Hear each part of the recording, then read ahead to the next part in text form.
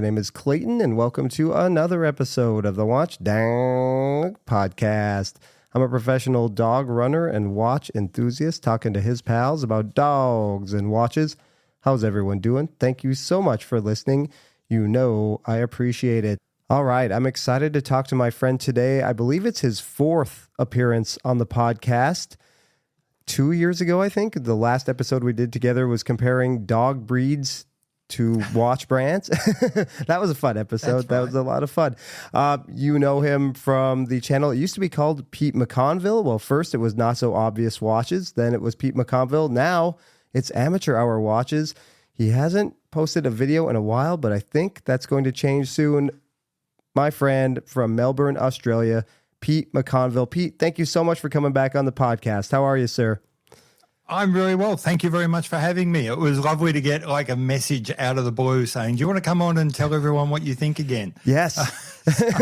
Never let that opportunity go by. So thank you very much for having me. It's great. Yeah, absolutely. I am no stranger to taking long pauses from the podcast. I have done it several times. I even officially quit and then reneged on that. But yeah, you're taking a little break now. We are starving for Pete McConvill content. One of the reasons I wanted to have you on so I could just talk to you and hear your opinions, like you said. So yeah, keep us in the loop here. What's going on with the channel? Really nothing. It wasn't, and I suspect you've gone through something similar. It's not like I have this big coming to Jesus moment of what am I doing and I'm not going to do this anymore. It was rather one day I walked up and I started trying to sketch out what I wanted to say, and I just couldn't get my thoughts lined up. And then by the time I get like halfway through the notes of what one video would be, I'm already thinking about what the next one would be. And then I feel like I've lost the moment for that. And I'm intellectually arrogant enough to not like just coming on and not knowing what I'm talking about. I like to come on thinking, I have researched this. I know what I'm about to say. I can defend this. And I just couldn't do that. And so a whole bunch of other things going on in life. Everything's really busy, selling a house, thinking about buying a house, getting ready for retirement, kids moving out, blah, blah, blah. And I just couldn't put together a video I was willing to put my name to. So I just didn't put one out. But a lot of that stuff's clearing up now. I've got some ideas about things I want to say. As I said to you in the intro, I've got the mic out and I've got that all up and I've got all the infrastructure up and running again. So yeah, I think in the next week or two, I'll put something out. And then hopefully once you rip the scab off, you can just keep going and aim at about one a week. Awesome. I cannot wait. Yeah, I agree with you. In January, I released an episode just saying I was quitting the podcast. I actually attempted to record an episode that day, and I record by myself, and sometimes it's just really hard. I had an idea sketched out, and I could not get it right. And I just said, you know what? F it. I'm quitting. I did one. It was getting towards the end, and again, as I said, I was struggling to concentrate on the topic at hand. And so I've written it. I've even started doing some of the video work, and I listened back to it. And I thought, that's just all wrong. And I binned about 3 hours worth of work. And yeah, like I said, life just caught up and I moved on. Yep. But yeah, I think, I'm feeling ready. I'm feeling like it's time to come back. Yeah, I'm trying to do it this go round. It's been a good 14 or 15 weeks of releasing a podcast every week. So I feel pretty good about that. That's probably the most consistent I've ever been in the 5 years I've been doing it. So just doing it on my own terms. If I have to take a week off, I don't beat myself up over it. Couple weeks off even. Like actually was supposed to release an episode Monday, just released it tonight, Friday night. And I don't care. It's out. It's out. You can listen to it. That's the thing about podcasts. They're just sort of available. They're evergreen. And I also try to do evergreen topics as well, where 2 years down the road, if you discover my podcast, you can kind of pick up anywhere. That's why I don't really understand the new release, the people who do the new release podcasts. I guess they get a lot of clicks, immediately, but they're not very evergreen. That's absolutely right. I think that's a form of content that really suits the professional podcaster / YouTuber. Like you sit down, you're putting out your 3 videos a week. you would like to think one or two, maybe one of those has some sort of lasting benefit, but the others not so much. Yeah. And they're okay with that. You know, they did their 5-6 hours worth of work. They put that video out. If you're a big enough channel, you get 50,000 views. You make up, you know, you get a couple of $100 for it. Good, move on. The fact that it is interesting. I have some videos where I talk around more philosophical topics, which at the time get hardly any views.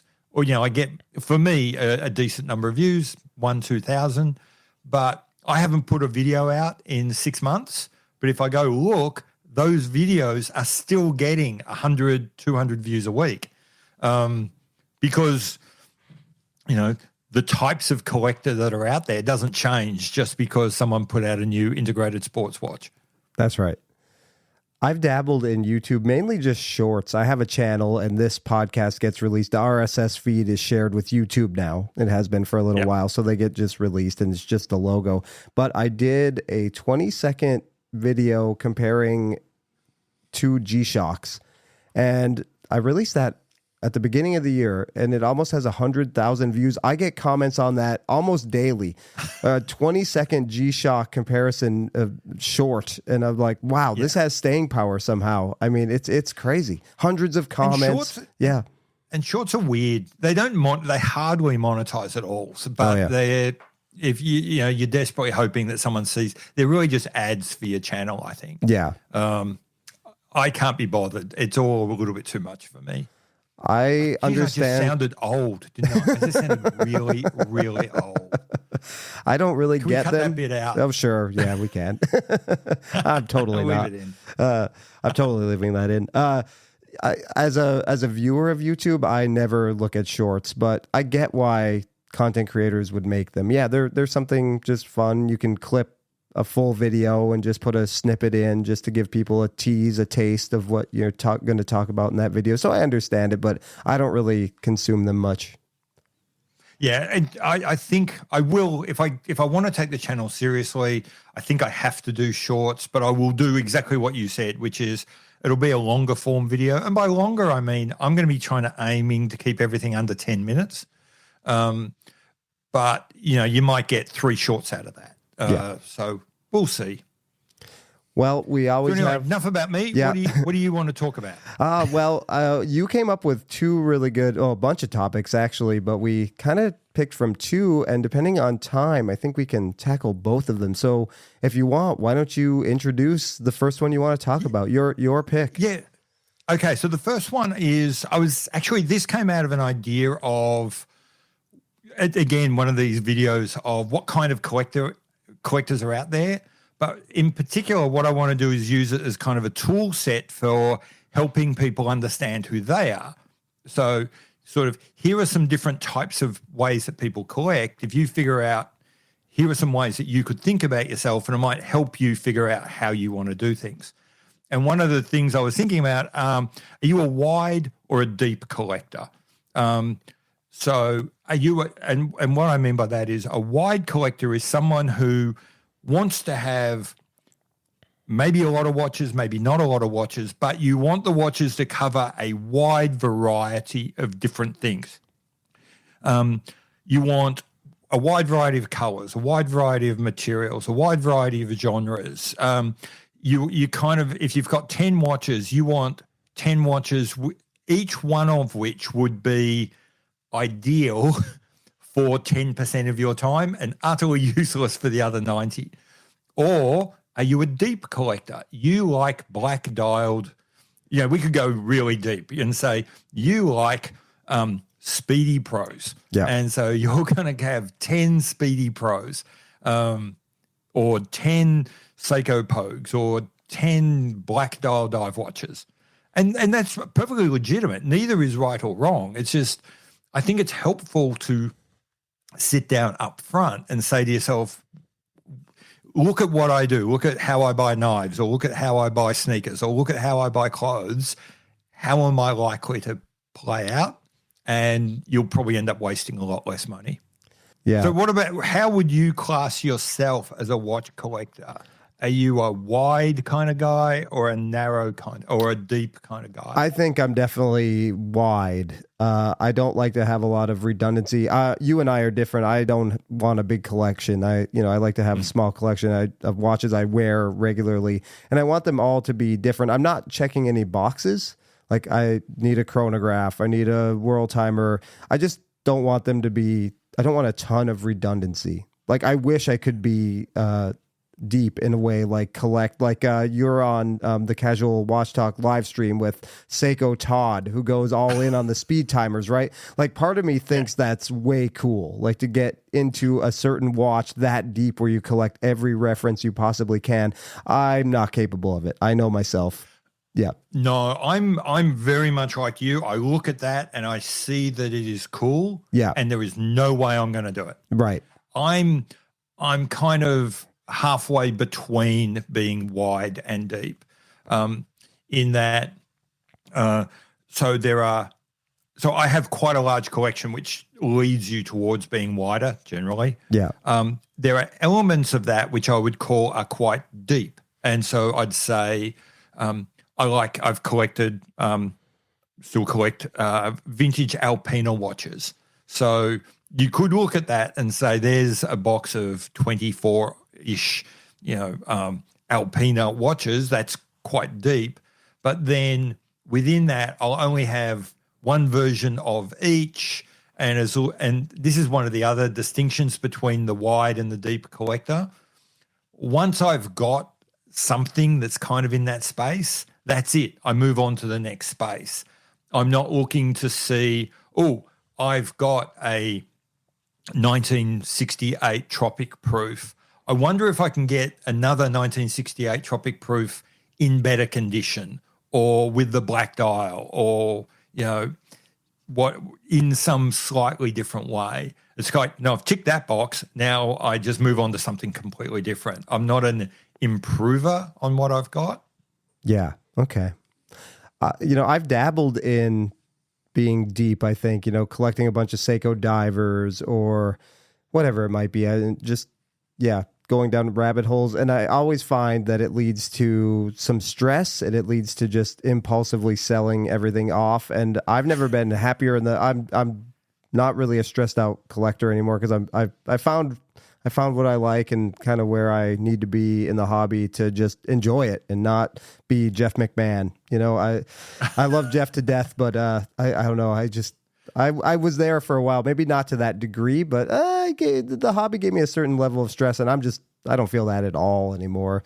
And I just kind of figured it out a little bit. Yeah, I have a little bit of stress, but what I would say is my approach is like I said, I have this mixed idea. My collecting is kind of a little bit wide, a little bit deep. So there are parts of the collection where I collect Alpina watches. Okay, so that's quite narrow.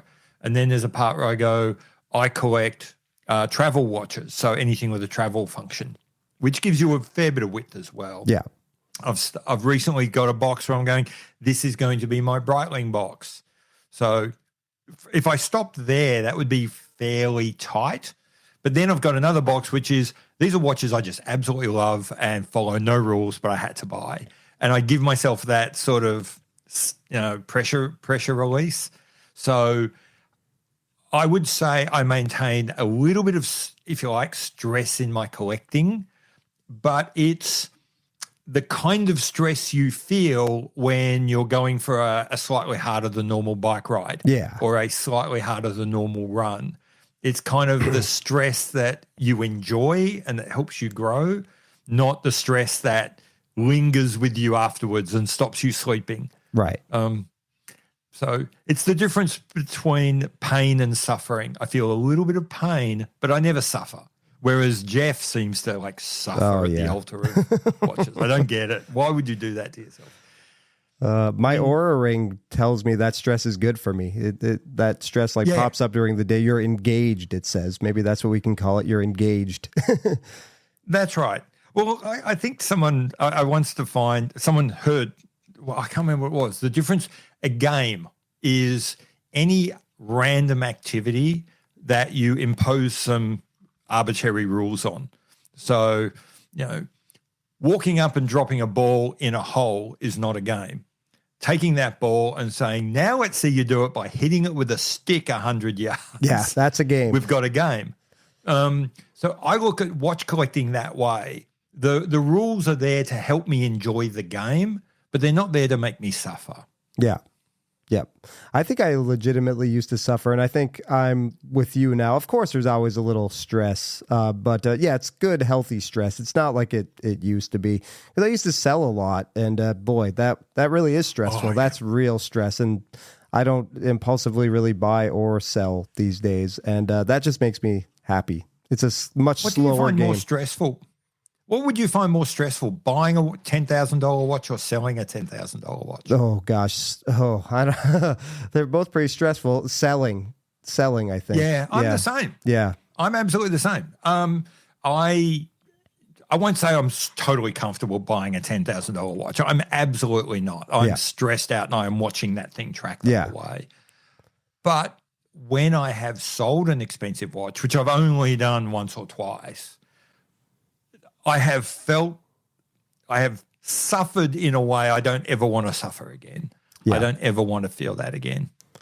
You're probably losing a bigger chunk of money, and if it's even financial, but then there's just all the other worries too, like shipping and insurance and all that kind of stuff can be stressful.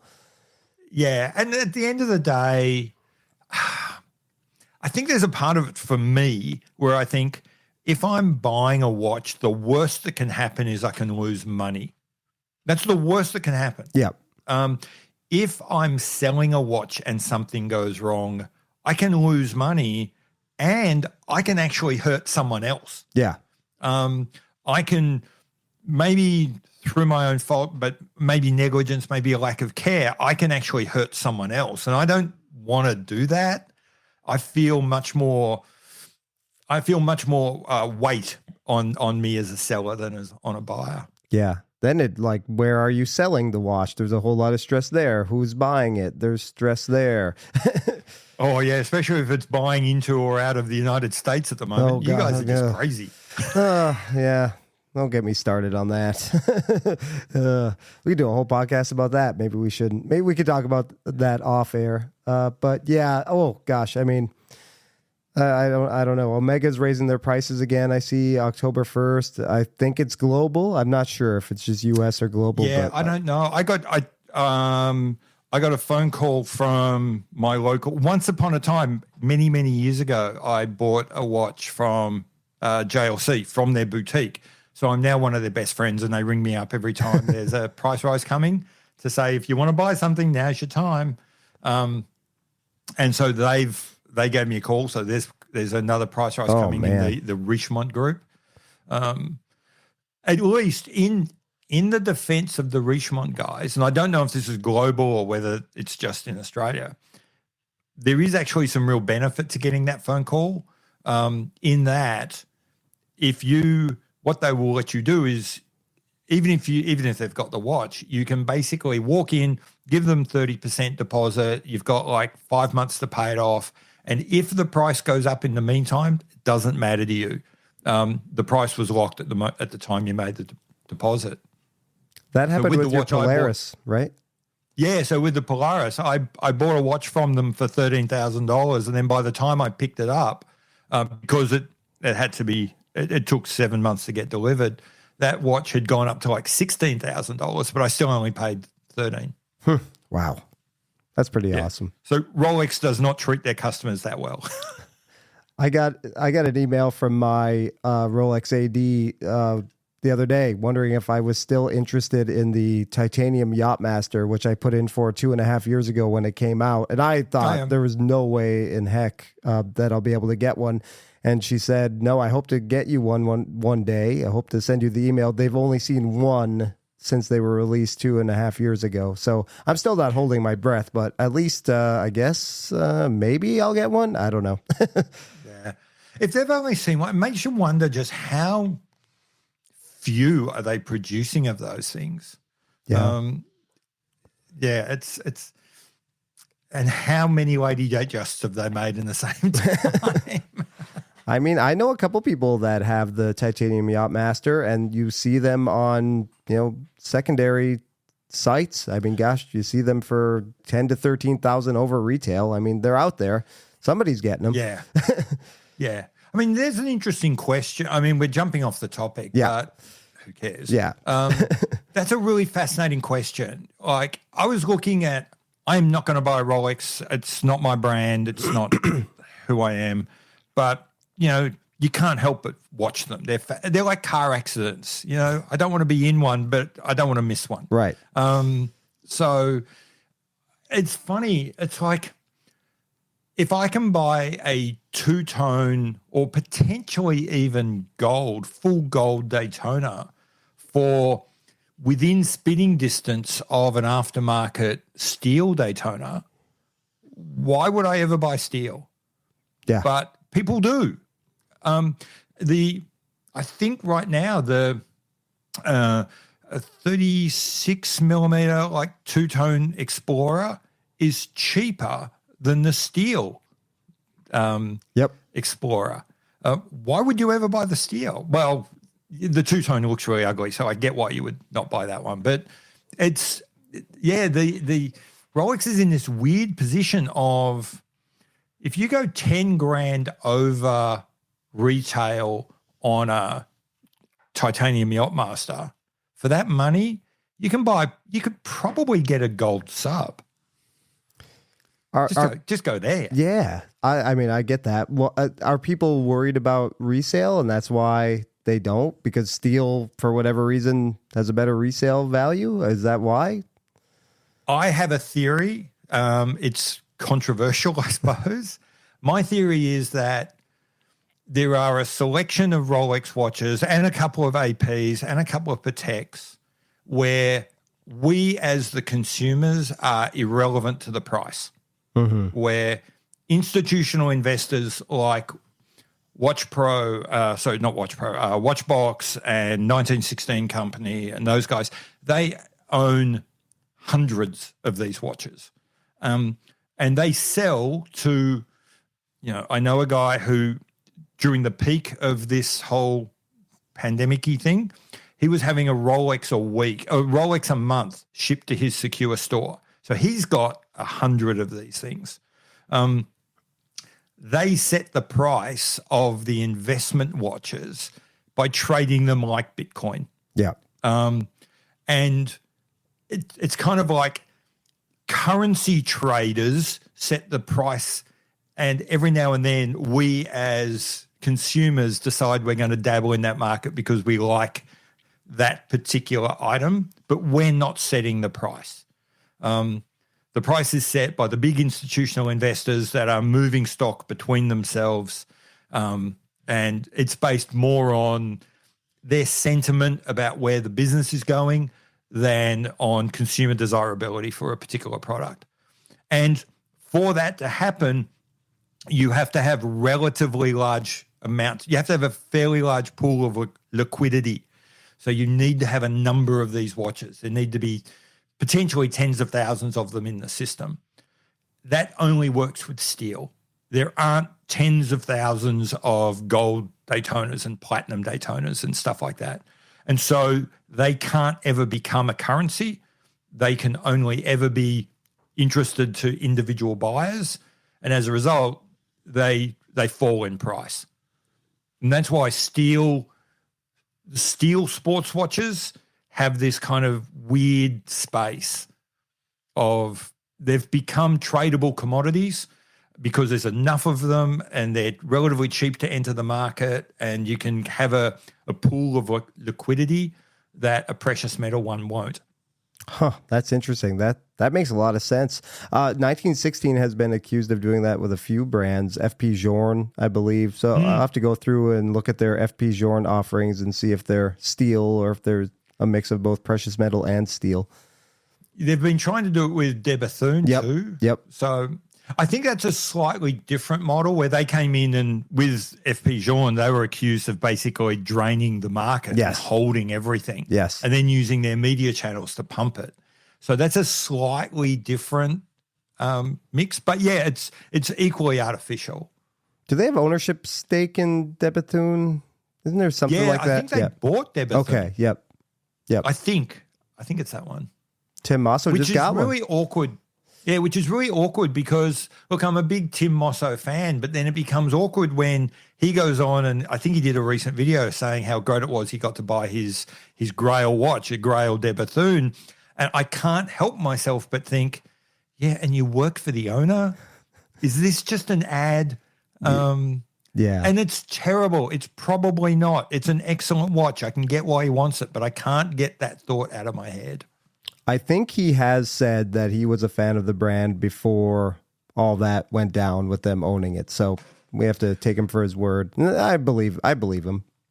I suspect it's right. And it's that ugly little cynical voice in the back of my head that just says, yeah, you suspect it's right because you liked him and you want it to be right. Right. Yeah. Well, we're jaded. We've talked about this before. But you never know who you can trust. I don't know if you listened to my Oura Ring episode, but I was double wristing with a Garmin, but I got a rash, so I wanted to get an Oura Ring, like something else. So I was looking at a couple different rings, Oura and then Ultra Human, and I saw a lot of videos where people preferred Ultra Human, but almost all of them got the Ultra Human ring for free. And I was like, oh boy, now I've been jaded about watch, reviewers doing that for some time, because mostly I just watch content for entertainment. But now I'm looking to actually make a purchase about something that's going to replace a Garmin, which I actually rely on quite a bit. And it was interesting to see it from that lens. Like, oh man, is this authentic? Do they really feel this way? Or are they saying this because they got a free ring? Yeah. And I think that's particularly true in areas where the product continues to have utility. Watches don't really have utility. Let's be honest. They don't. Yeah. We buy them because we like them. Let's just embrace that and move on. But with an Oura Ring or a Garmin or photography, which is my other kind of sideshow, then it's actually the text, the specs and what it does and how it performs. That actually matters. That's actually really important.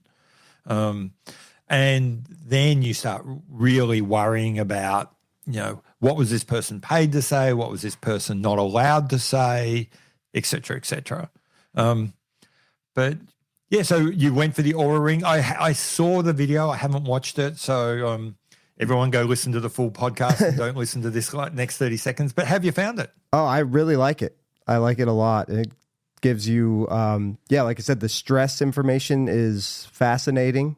I drive a lot, and during certain times it tells me I'm stressed out when I'm driving. And then, that can be stressful. The sleep data is pretty good. I don't get nearly enough sleep. It's a lot more detailed than what the Garmin gives you.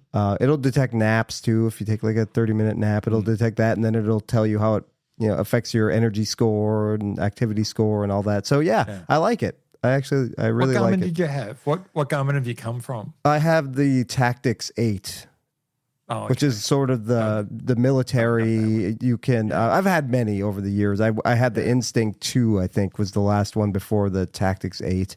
But I suspect I have a nickel allergy, and that's what's mixed with sweat and all that other stuff. But that probably was what was irritating my wrist to the point where I can't wear it regularly anymore. I run with it, of course, still and everything. But as far as double wristing all the time, no, I can't do it. Yeah. No, I'm lucky. I don't have a nickel allergy. So therefore, I'm genetically predisposed to being a Rolex owner. But no, still haven't gone there. So I've been. I don't even think of it as double wristing anymore. But I've been wearing a Garmin on one wrist and a watch on the other for, 10 years now.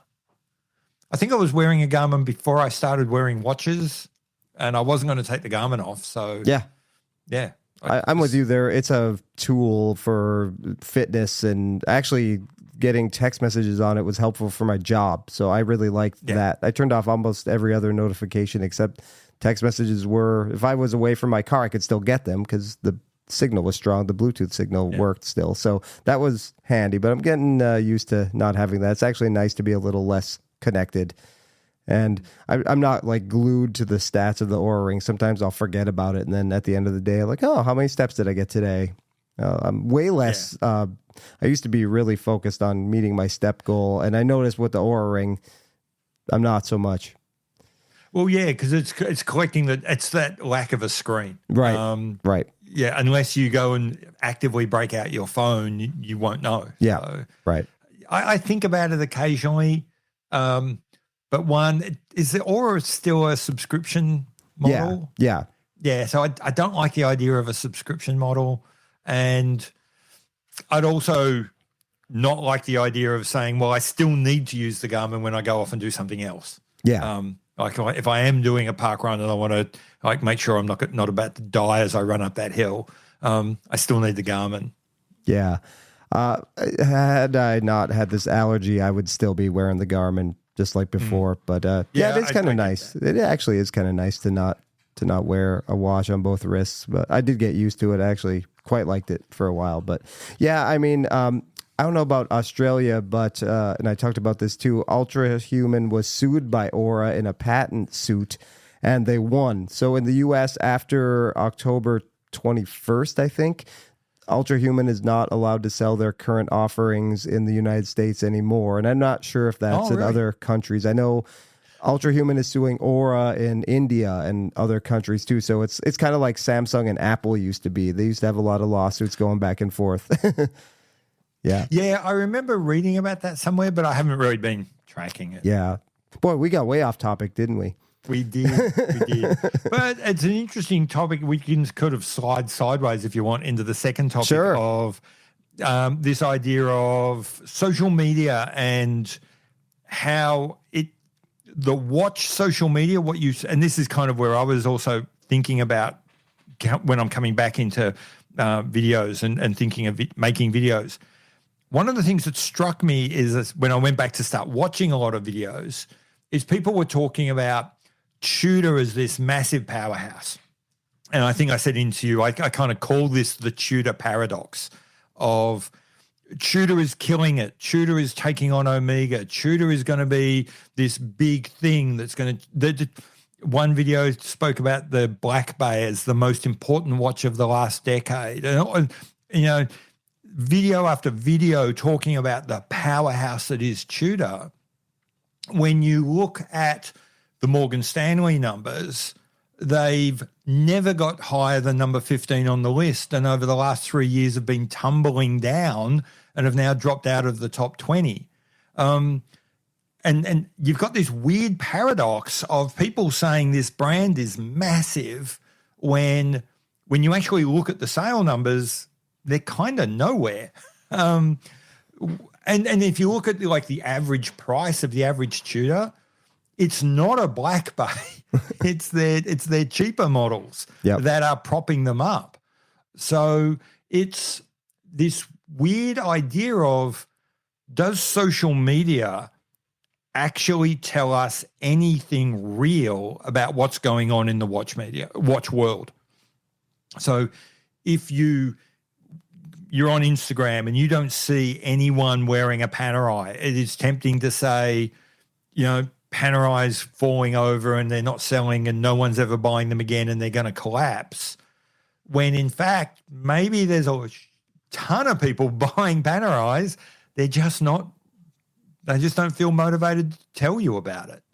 And so, I've become real. And the other example I'd give is video after video talking about how Breitling's falling in a hole and Breitling doesn't know what they're doing and Breitling's just throwing spaghetti at the wall and seeing what fits, what sticks. And yet they've come from nowhere and they're now firmly entrenched in the top 10 of the biggest watchmakers in the world, or Swiss watchmakers. So it's just this, can you trust anything? Not because people are bad or they're lying or whatever, but because if you're in social media, you're just recycling the crap that social media gave you and intensifying it and not reflecting the real world in any way, shape, or form.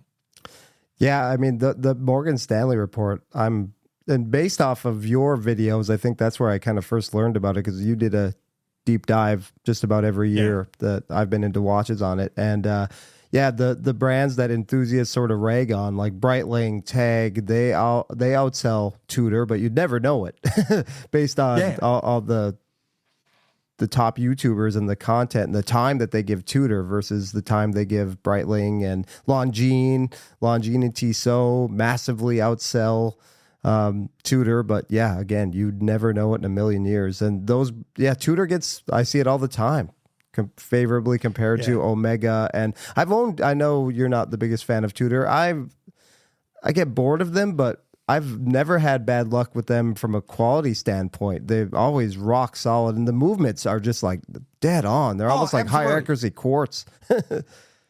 Absolutely. Not for an instant saying they're bad watches. Yeah. And I can, it's just that, and as I said, people, and I think it reflects, for example, there's a good example when we compare Tudor and Omega as a brand. What tends to happen is a YouTuber comes on and they're thinking, or really anyone in social media. So it could be some random commenter on Watch Crunch, or what they're thinking about is, I'm after a dive watch. I'm thinking about buying a dive watch. So what they compare is, in that very narrow moment, the Black Bay 58 might be brought, or a Black Bay might be, or a Pelagos, quite close to an Omega Seamaster. You know, they're very similar kind of technologies, pretty similar kind of fit and finish, similar kind of space in the market.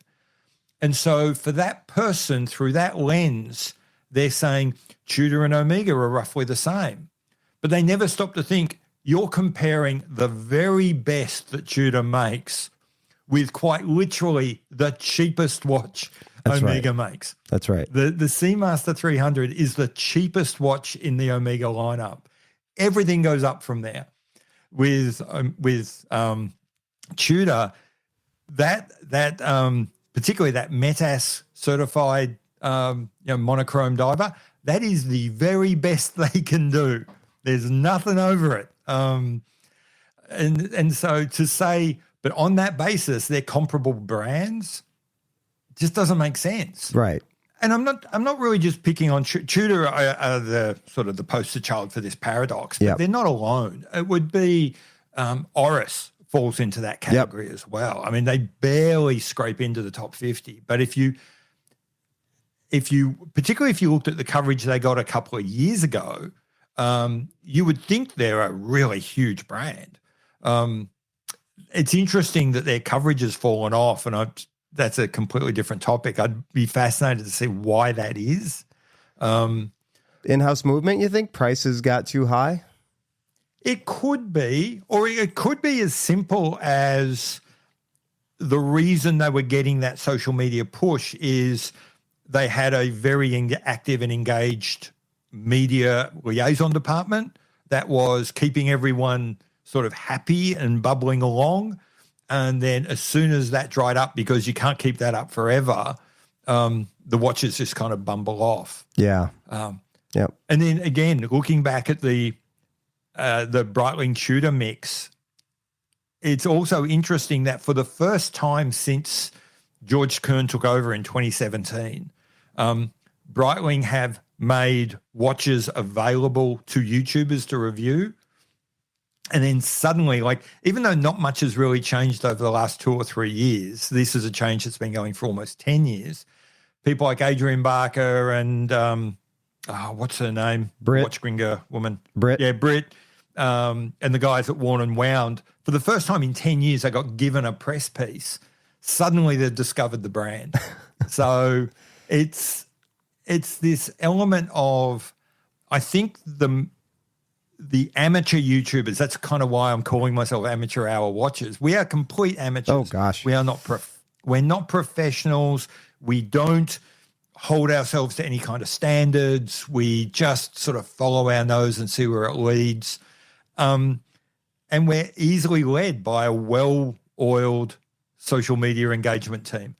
So Tudor invite you to a lot of events. Tudor invite you to a lot of places. It's not that you're not being bought in terms of, I want to be nice to these people or whatever. It's just like someone's at least telling me stuff, I can repeat this. Someone sent me a watch, I can talk about this. If Breitling introduces the new Premier but never sends you one, what are you going to do? You just ignore it and move on to the brand that did send you one. So I think that's, in a way, like Tudor and Oris and Christopher Ward and all those guys, yeah, they're good watches, don't get me wrong. But I think what they really emphasize is the massive importance of having your watches in front of influencers and content creators in social media so that those content creators will talk about you and pump you up, and then you become an enthusiast brand. Christopher Ward is interesting. No matter how many times slick social media machines have bashed me over the head with that brand, I still can't get excited about it. Yeah, well, that's an interesting topic. I suppose a question I'm the same. And again, in exactly the same with, I'll say Tudor make excellent watches. They just don't appeal to me. Rolex makes excellent watches. They just don't appeal to me. Christopher Ward, I will tell you, I recommend them to people at work. Mm-hmm. I'm the watch guy at work, and people will come in and say, what would you like? I'm thinking of this. I'm getting out. I want to buy my son something. I'll routinely say, a Tudor or a Christopher Ward, but I'll never buy it for myself for exactly that reason. Just the brand feels hollow. When I look at a Christopher Ward, I can't help but get out of my head. This is a watch that was brought to me by guys that used to sell kids' playground furniture online, sold out, made a ton of money, and asked them and said to themselves, I think we can do this in watches. And I'm not making that up. That's Mike France goes on routinely and says that.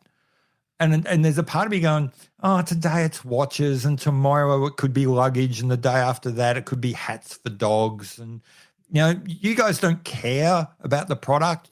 This is the thing you're selling today.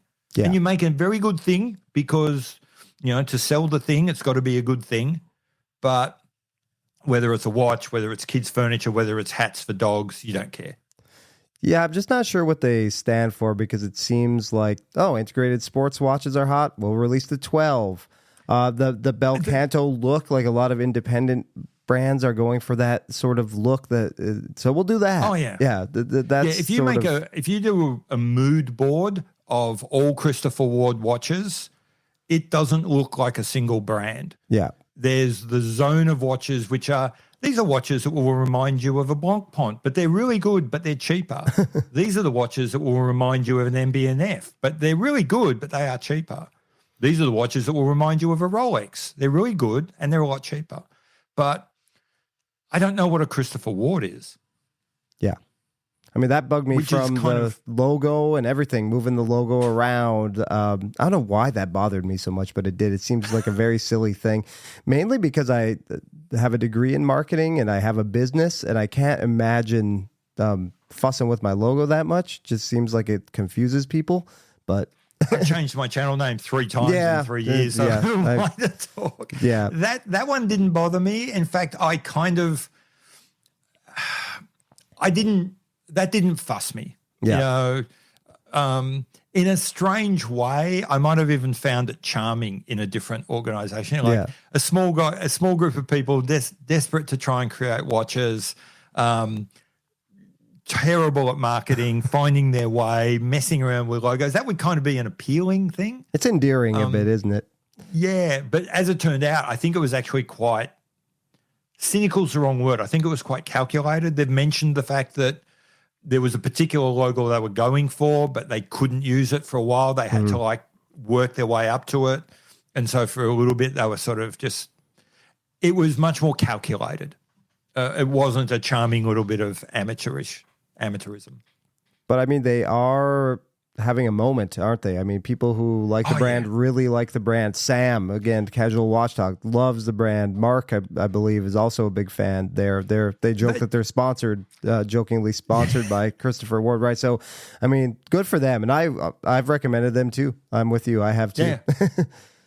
Yeah. As I said, they're very well made watches. Yeah.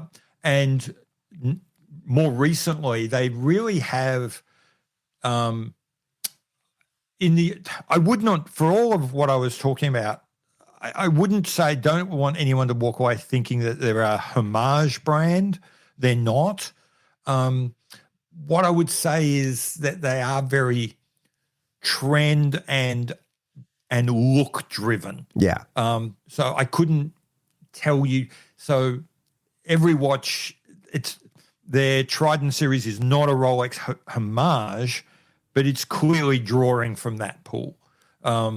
They've got their Aquitaine series is not a Blancpain homage, but it's clearly drawing from that pool. Yep. Lumiere, put them all in one Pelagos-ish, I would say. Lumiere. a little bit. The Belcanto is obviously coming. No, sorry, the 12 obviously comes from the same lineage as the Chapek. Yep. The Belcanto obviously relies very heavily on that kind of Armstrong, MB&F look. Yep. All of which is kind of fine. I'm not saying grab your torches and pitchforks and let's go burn the factory down, but it's more, I will do that for Pagani, but right. It is just kind of hollow feeling. I don't feel anything for the brand. Yeah, they take what's popular and put their spin on it. No, they don't copy it necessarily, but they put their spin on it, but it's familiar looking still. Yeah. That's exactly right. And so, it's like if you want to know what the next year's Christopher Ward's going to look like, well, just think about what's popular today. Yeah. But, I mean, gosh, groups I'm in, there's a lot of Tudor fans. So people are buying them. Like I'm in the Grey NATO Slack group, and I mean, the Grey NATO guys love the brand. Jason and James love Tudor. A lot of people in there do. Every time I go to meetups with that group or another group I'm in, there's Black Bay 58s, and my wife and I just co-bought that Lagoon Blue Black Bay 54 because she loves that color. So it is a very popular brand. Yeah. It absolutely is. So this is where it does get strange, and where its market presence, its broader market presence, isn't that great. Its enthusiast impact is huge. And you've also got this weird issue of the enthusiast impact is very much focused on one or two parts of the brand. There is no Claire. Do they have a brand called the Claire de Rose, the female version? Yes. There's no Claire de Rose user group on, Watch Crunch or something. If you buy a Royal, everyone sort of gives you a big side eye. yeah. It's, let's be honest, it's Black Bay or bust with a little bit of Pelagos. And you also do have this weird thing of, I recently bought a secondhand watch. Went down to a physical secondhand dealer. I hadn't done this for years. And bought a 1960s Breitling chronomat. And so, but it was interesting. So here I am in an actual watch shop with actual watches in front of me. And huge number of Rolexes, huge number of APs and stuff. Couple of Breitlings, quite a few Omegas. But what was fascinating to me is he had maybe 15 Breitlings for sale. And they were Breitlings that went from, mine was not the oldest, so they went back to about the mid-1960s, all the way through, a couple from each generation. Of the current kind of catalogue, there was maybe two, I think. There was like a 57 and a Navy Timer. That was it. He also had beneath that his window of Tudor watches for sale.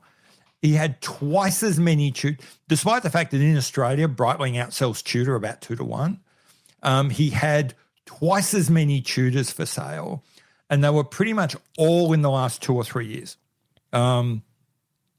which again feeds into this idea of Tudor just seems to be churning through the same people upgrading. Like they bought an original Black Bay, then they bought the second Black Bay, then they bought the third Black Bay. Now they're buying the the master chronometer certified one. And each time those other ones, they're just going back into the secondary market. Yep. So it's this very strange brand. And I think a lot of people buy them to boost their purchase history for Rolex also. So they get dumped quick because people really don't want them. There's an authorized dealer. They don't sell Tudor there new, but they have had Tudor pre-owned. And one of the guys that worked there, a salesperson, said people dump their Tudors to us because the Rolex and Tudor AD is like a mile and a half away from this AD. They're like the Omega and IWC AD and other brands. But yeah, so one guy buys his Tudors at the Rolex AD so he can get, purchase history, and then immediately turns around and sells them to the other AD. I wouldn't be surprised if there is that kind of link going. Yeah. It'll be interesting to see how that plays out in a world of CPOs. I mean, maybe it's cheaper just to do that with, it'll be fascinating to see how that works. Does buying a Submariner through the CPO program kind of count towards your purchase history to being able to buy a new Pepsi or a new Daytona? I don't know, but not my game. I went to my AD in November of last year, and we were looking at Rolex. We were talking about Rolex, and they go through them. I mean, she said we have loyal customers, and gosh, if you want a sub even right now, it's probably 2 or 3 years. And I said, oh, that's crazy. But anyway, we were looking at the CPO stuff, and she was like, these prices are high. She's like, they're too high. They had a Milgauss there. It was over 10 USD. It's just, I mean, I don't know. I'm going to get really cynical now. Are they even intended to sell? Is the CPO program just a really clever way of kind of doing the same thing Cartier did a couple of years ago, of paying a couple of $100 million to drain the swamp of a lot of stuff that's clogging up the secondary market? Could be. So there's, as you said, and as is widely understood, you have to sort of climb the Rolex ladder, and quite often you have to buy stuff you don't really want. So there'd be an awful lot of Lady Datejusts and Pearl Masters and stuff like that, which if you go to Joma Shop is selling at 35% discount. Maybe the CPO program is a way of kind of just reaching into the secondary market, draining all that out without having to say that you're crushing it. Instead, what you do is you just stick it in an AD, put an unrealistic price tag on it, so it never goes back into the market. But you didn't have to swallow your pride and crush a whole bunch of watches.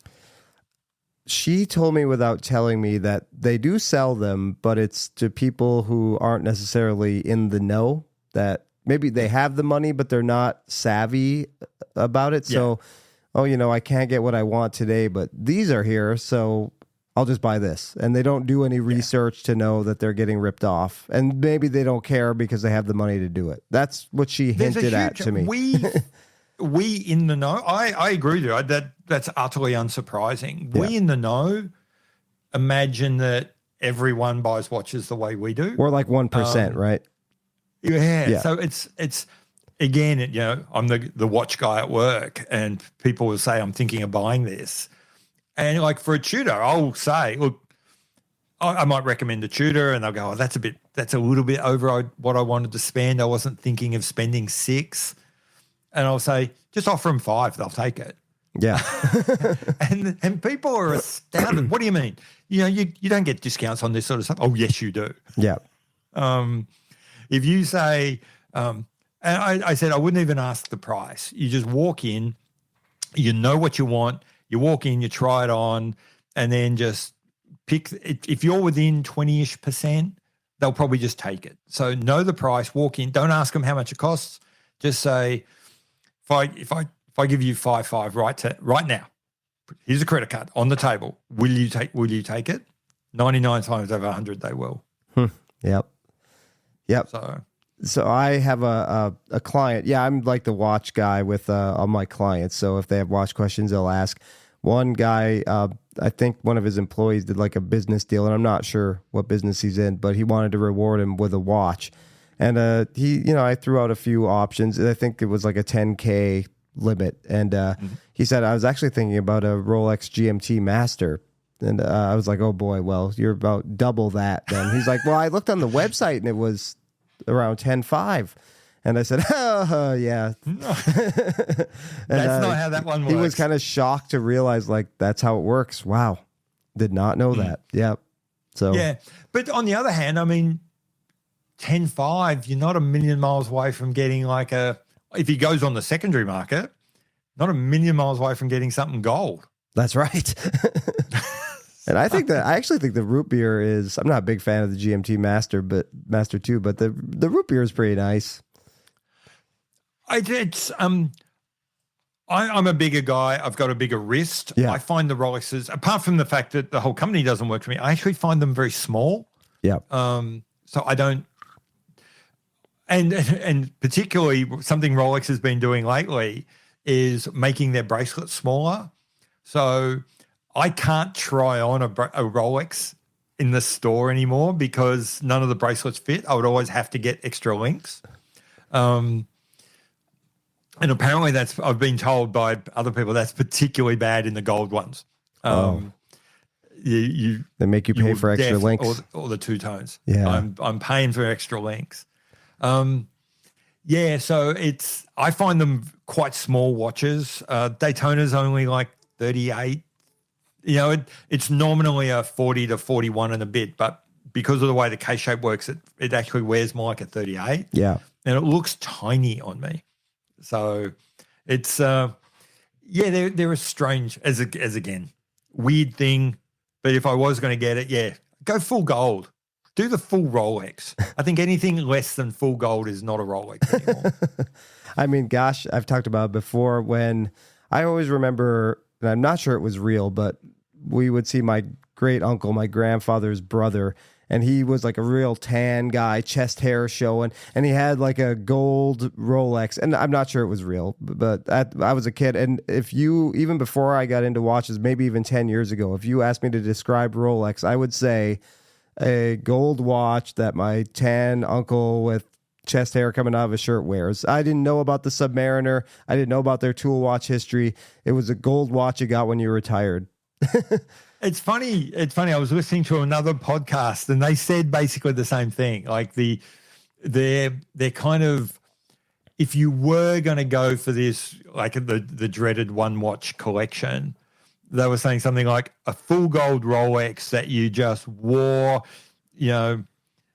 all the time, never taking it off, having it would be, horribly stained by all the sunscreen that you'd got jammed into it, and it'd be beaten up to hell, and you'd be old and craggy with ear hair growing up and stuff like that, but you've got your gold sub. That's kind of like peak one watch collection. I mean, I'm not the biggest Rolex fan. I have the weirdest one, the Air King. That's the only one I have right now. And who knows if I'll ever get that titanium one. But I gave up on it. I didn't think there was any way. I knew they were hard to get, and I don't have a lot of purchase history. I do have a good relationship with her.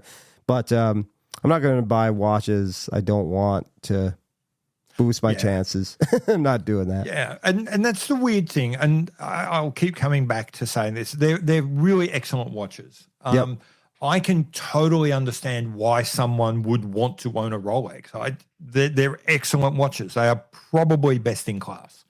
But just the way the brand has positioned themselves and the way they've positioned themselves with relationship to their customers is just not something I want to play with. To the point where, you cannot with a straight face recommend to someone that they buy a Rolex because you're just opening up this huge Pandora's box of pain for them. Yeah, it's a pain. It's not a fun experience. Getting my Air King was actually relatively easy, I guess. It shouldn't be hard at all. You should just, if you have the money, you should be able to do it in theory, just like any other watch or most other watches. But that was a pretty positive experience. But I know people who have waited a long time for an Air King. I only waited less than 3 months, but I know I've seen people online say they waited like a year and a half. So who knows? Yeah, as I said, I'll keep coming back to it. It's a very weird brand. It's positioned itself in a very specific way, and that's fine. It's worked out extraordinarily well for them financially. So why would they change? But at the end of the day, I'm buying their watches. I'm not buying their shares. So I don't care that it's good for them. It sucks for me. Yeah. So why I don't want them doing it. Right. I mean, I do. That's one of the things I do notice a lot. A lot of people review watches as though they're buying shares in the company, not as though they want to buy the product. No, that's a very good point. Yep. We get involved emotionally, and for them, it's just bottom line is money, because they're a business, and a lot of them have shareholders, and they that's why people get so offended. Like when the Moon Swatch came out, Omega fans, but this makes them a lot of money. They don't care if it, it's probably not in the long run. You're going to be mad about it, but I think very few people went out and sold their Speedmasters.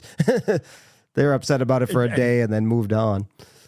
That's exactly right. But and conversely, a lot of people went out and bought a Moonswatch. That's right. Not long afterwards, bought a Moonwatch. I think Hayek even said it. Like after a while, the Speedmaster sales went up 50% after the introduction of the Moonswatch. So it helped. Yeah.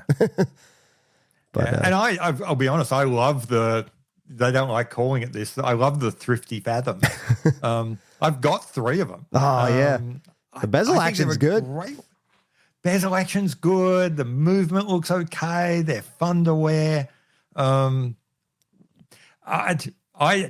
sort of one of the things I've been thinking about is like, how do you grade a watch? What is a good quality watch? And for me, it all comes back to, well, what's the purpose of a watch? Why do we buy watches? I buy a watch to make me feel happy. That's why I buy a watch. So therefore, the quality of a watch is how happy does it make me? Yeah. And so if a watch makes me really, really happy, it's a high-quality watch. If a watch does not make me happy, it's not a high-quality watch. And the Moonswatch's happy to expenditure ratio is unbelievably high. Every time I wear it, I smile. I think it's fun. It makes me happy, and it only cost me $400. What's wrong with that? That's why I hate those videos that say, don't buy a Moonswatch, buy this instead. It's way better built. Like, I don't want that, though. I don't want one of those. I want a Moonswatch. Those videos are coming from, there is a place for that. That's okay. That's not me. There is a place where, it's all about what can you get for the money? How much, how much steel, how much sapphire, how much in-house, how much Swiss made, how much beats per minute. Like that's how they assess the watch. So they'll say, here's this really fun and exciting thing that will bring a smile to your face, but it's a bit overpriced. Here's this boring turd of a watch you never thought about buying in the past, but it's cheaper than the Moonswatch and it's made of steel. Maybe you want to buy this. Right. And it's like, no, I didn't want to buy that Orient Mako before I saw the Moonswatch, and I sure as hell don't want to buy it now. The new one for that was the Tag F1 that was released. Yeah, $1,500 for a cheap. So buy this instead. Well, that doesn't make me smile nearly as much as the F1.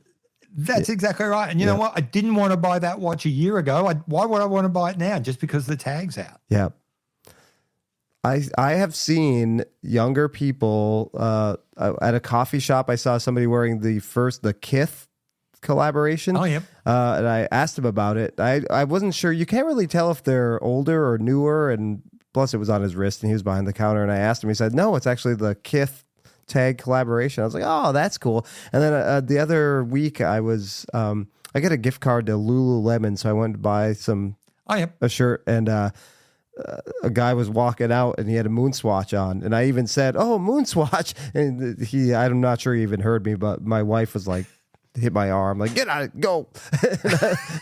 But I've seen younger people wearing that stuff, which is great. And I think it works, and it works in a way that an Orient Mako or a Christopher Ward Trident is never going to work. Yeah, but There is a large group of people for whom watches are about, and they're not wrong to be like this. It's just not necessarily for us, where it is about that value for money, bang for buck. I don't care about history. I don't care about smiles. I don't care about fun. I just want to know I got good value. Yeah. I need to know I won on the deal. You know what? There's a whole segment of watches for you. That's great.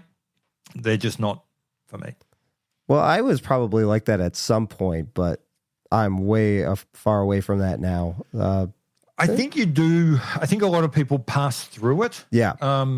So, which is why I think, micro brands very much live in that space. Which is why I think a lot of people pass through micro brands and move on, and they get comfortable with spending some money. They begin to learn that, those specs were nice, but they didn't make me smile. The way that a more expensive and theoretically less value for money watch does. And a lot of people go back. There's not, as I said, I'll keep saying, nothing wrong with, swimming at that end of the pool. It's just, if that suits you, great.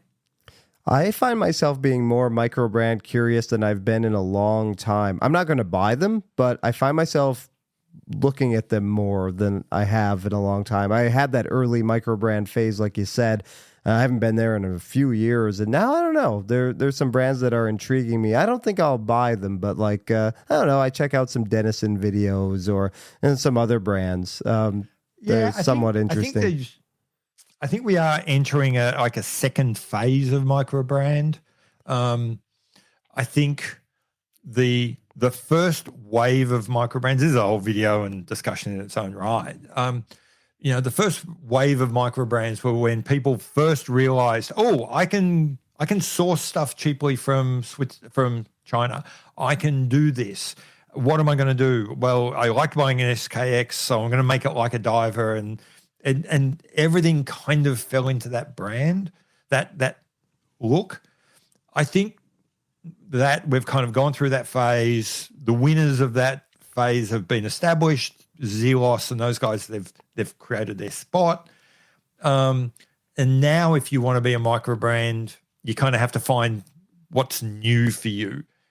So it's not going to be, you're not going to be making yet another micro brand diver like Zelos. Why bother? They'll just kill you. So it's going to be, I've come up with a way of making a stone dial watch. I've come up with a way of making a shaped case. I think that's the next phase. Yeah. Yep. And a lot of that stuff is interesting to me, for sure. It is. Yeah. But the question is, are you ever going to buy it? No. And again, coming back to topic, it'll be interesting. We'll talk about it. You might do a video about it. Yeah. People are going to say this is really big and isn't this amazing? It's going to be the TISO killer, but we're not going to buy it. I think the me a few years ago who was first interested in micro brands would have, but now I know it wouldn't last, so I'm just eliminating the middleman because I know I'm going to sell it. So I know the end game here, so let's just not even go for it. Let's admire it from afar. Yeah. Yeah. Yeah, and that's a really interesting point. I think quite often when people buy the wrong watch, end up selling a watch, it's not that they bought a bad watch. It's not that they didn't know enough about the watch. It's that they didn't know enough about themselves. Yes. Yep. They never sat down and thought really hard, who am I? Not who would I like to be, but who am I really? Yeah. And what am I really going to like? And what's really going to stick with me? And then buy to that. Instead, what they do is they spend tens of thousands of dollars buying and selling watches until something sticks. And then they realize this is what I've become, when in fact, that's probably who you were all along. Right. But I think the Dennisons are really good dress watch for somebody who maybe wears one a couple times a year, and it's a good option if you don't want to drop a lot of money. And now $800 or whatever is a good chunk of change, but compared to what you could spend on a dress watch, if you need one a few times a year for work or something, it's not a bad option. It's not, but again, it would be, coming back to that being the watch guy at work, recommending some strange only buy online micro brand to some guy who's got in his head that I want, I'm spending $800 US is 1,400 Oz. Yeah. $1,200 Oz. He's going, I'm spending over $1,000. I don't want to buy it like from an Amazon drop ship. That's kind of their micro brand view. I want to walk into an AD and I want to buy something nice and I want to get whatever. And so you spend an extra $200 and buy yourself something really nice from an AD. From a Swiss brand that's got 200 years of fake history and all this sort of stuff. But that's okay. Yeah. It just lands better. All right, before we go, I have to share one story with you. So I have a client who actually travels to Australia, to Sydney a lot for work. And you were talking earlier about your wrist being big and you're finding that there aren't enough links in the bracelet. So this guy wanted a Cartier Santos for the longest time. He has some watches, but I wouldn't say he's a watch guy. He's watch curious maybe. But he was asking me, should he buy pre-owned or new? And I was like, honestly, the difference is not that big. So he was at the Sydney airport and he ended up looking at the Santos and he walked out and he told his wife, I'm not going to buy it. And his wife said, what's the difference between this and a new one? And he said, about $1,000. And she said, just buy it. So he went anyway. And he has 8-inch wrists, big wrists. So he was disappointed. He got it and he loved the watch, but he said he wants to wear it very loose. He's like, I like to wear it like a loose bracelet. And he, believe it or not, with all the links in, he can't because his wrist is so big. It's like tight on him. Yeah. No, yeah. I totally get that. I'm the same. I'm, one of my other hobby horses. I think every bracelet should be like jeans. If I was running a watch company, I'd go broke. But if I was a watch company, I would sell every bracelet like a pair of jeans. So when you got jeans, you got skinny jeans and you got straight cut jeans. Yeah. Skinny jeans for the person who thinks that they've got better calves than they really do. And they want that really snug fit. So you get, a bracelet with a big chunky, with, micro adjust and all that fancy stuff, because that's what you need. If you're going to wear your bracelet snug, then micro adjust is kind of important to you. And so, on the fly especially. And so you will put up with having, a very big chunky clasp because that goes with the territory. Mm-hmm. But if you're like me, I don't wear a lot of bracelets. And when I do, I like to wear them a little bit loose. I like to have them a little bit jangly. And I hate with a passion big, bulky clasps. I love a little butterfly clasp. That would be my straight cut. So when you go into a dealer and you say, I'd really like to buy this watch, whatever this watch is, Swiss watch A on a bracelet, and he'd say, sir, are you a skinny or a straight cut bracelet guy? And he'd go, I'm a straight cut guy. Okay, sir, we have this.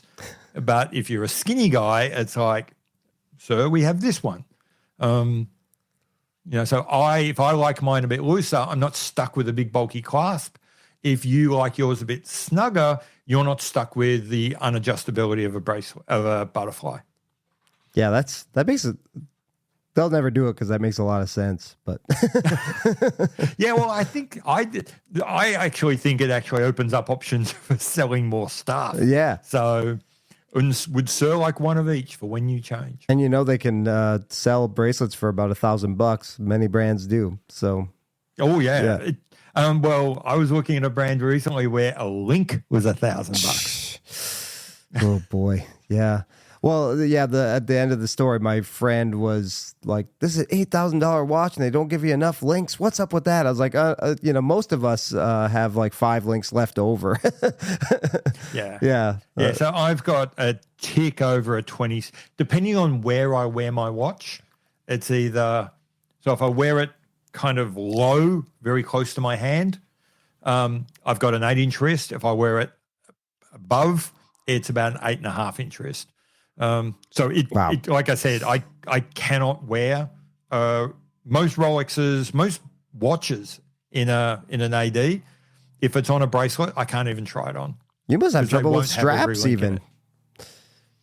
Straps, I've always got a hole or so. Okay. So I've never been able to not wear a strap unless they've paired it with a deployant clasp. Yeah. Then it can be a bit tricky. So I'm so glad that the small watch trend is dying away. Bring back proper sized watches. That's what I want. I find myself going towards bigger watches these days. Rolex works for me, just like from a fit standpoint. I have a 7-inch wrist, which is average. So Rolex fits an average wrist very well. Oh, yep. Absolutely, it does. Yep. Like I said, on me they feel a little small. Yeah, but that is not me telling them that they have to start making bigger watches. I don't think that would work. Right. Yeah, they want to sell one size of Submariner to 1 million people a year. They've got the sizing worked out. Yep. Well, I guess I'll call this episode like Pete and Clayton's topic free-for-all or something. I'm not sure what the heck we talked about, but it was a lot of fun. Plug your channel. Do you have a comeback date in mind? What's going on?